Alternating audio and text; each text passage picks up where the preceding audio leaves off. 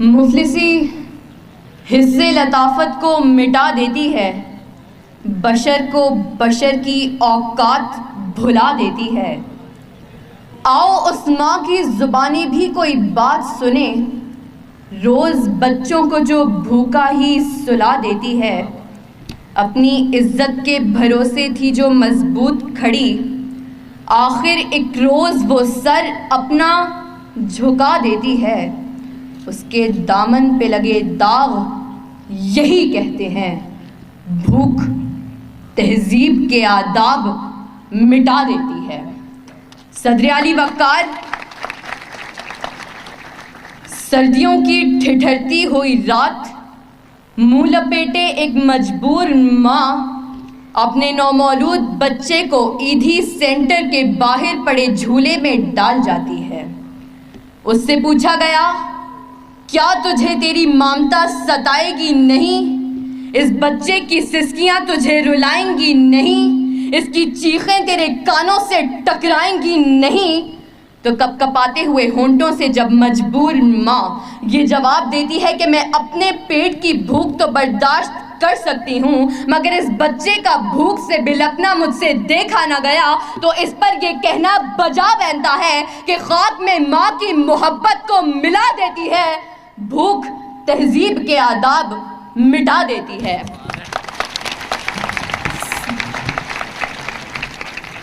صدر علی وقار آج اس معزز اور باوقار ایوان میں قائد ایوان نے جو قرارداد پیش کی کہ ہم معاشی نہیں اخلاقی بدحالی کا شکار ہیں، میں اس کی بھرپور مخالفت کرتی ہوں، کیونکہ جس اخلاقی بدحالی کا رونا وہ رو کر گئے، وہ اخلاقیات تو خود معاشیات کی محتاج ہیں۔ قریب ہے کہ مفلسی تمہیں کفر تک لے جائے، اخلاقیات معاشیات کی محتاج ہیں۔ آئیے دلائل سے بات کرتے ہیں۔ روٹی کے چند ٹکڑوں اور قابل گزارا دودھ کی قلت سے تھر پارکر میں دم توڑنے والے مجبور بچوں کا اصل مسئلہ اخلاقیات نہیں معاشیات ہے۔ اسی شہر لاہور میں غربت سے تنگ آ کر بشرا نامی خاتون اپنے 2 معصوم بچوں کے ساتھ چلتی ہوئی ٹرین سے ٹکرا جائے تو اس کا اصل مسئلہ اخلاقیات نہیں معاشیات ہے۔ زرد چہرہ،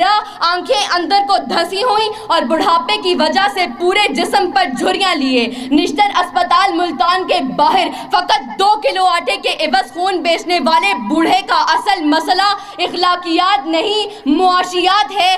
چہرہ بتا رہا تھا کہ مارا ہے بھوک نے، اور لوگ کہہ رہے تھے کہ کچھ کھا کے مر گیا۔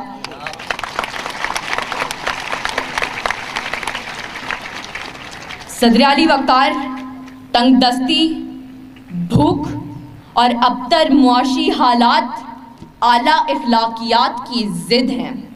پہلے آپ تو تب ہوتا ہے کہ جب پیٹ کی بھوک اور غم روزگار نہ ہو۔ 2 جمع 2 4 روٹیوں کی بجائے 2 جمع 2 4 تو تب ہوتے ہیں کہ جب پیٹ کی بھوک اور غم روزگار نہ ہو۔ بیٹی کا 4 دیواری میں رہنا، خاندان کی عزت پر کٹ مرنا، یہ سب تو تب ہوتا ہے کہ جب پیٹ کی بھوک اور غم روزگار نہ ہو۔ چاند روٹی کی بجائے چاند میں چرخہ کاٹتی بڑھیا تو تب دکھائی دیتی ہے کہ جب پیٹ کی بھوک اور غم روزگار نہ ہو۔ فاقوں نے تصویر بنا دی آنکھوں میں، گول جو بھی چیز ہو روٹی لگتی ہے۔ اور تو اور عبادت و ریاضت بھی تب ہوتی ہے کہ جب پیٹ کی بھوک اور غم روزگار نہ ہو۔ کون عاشق خدا کی ذات کا ہے، سارا چکر معاشیات کا ہے۔ صدر علی وقار آئیے زمینی حقائق کا جائزہ لیجئے۔ آج کشمیر میں مسلمانوں کو اپنے گھروں میں بند ہوئے 115 دن گزر گئے۔ ہم نے اخلاقیات کا مظاہرہ کرتے ہوئے اقوام متحدہ میں قراردادیں پیش کیں تو اسلامی ممالک نے پاکستان کی حمایت کے بجائے ہندوستان کی حمایت کی۔ تو کیا اس کی اصل وجہ یہ ہے کہ ہم اخلاقی پستی کا شکار ہیں؟ نہیں صدر علی وقار، ہرگز نہیں، بلکہ اصل وجہ تو یہ ہے کہ ہم معاشی طور پر کمزور ہیں۔ اس کمزوری کا علاج بھارت کی عالمی معیشت ہے۔ ہمیں یہ بات تسلیم کرنی ہوگی کہ ہم اخلاقی نہیں بلکہ معاشی بدحالی کا شکار ہیں، کیونکہ یہ اخلاقیات تو خود معاشیات کی محتاج ہیں۔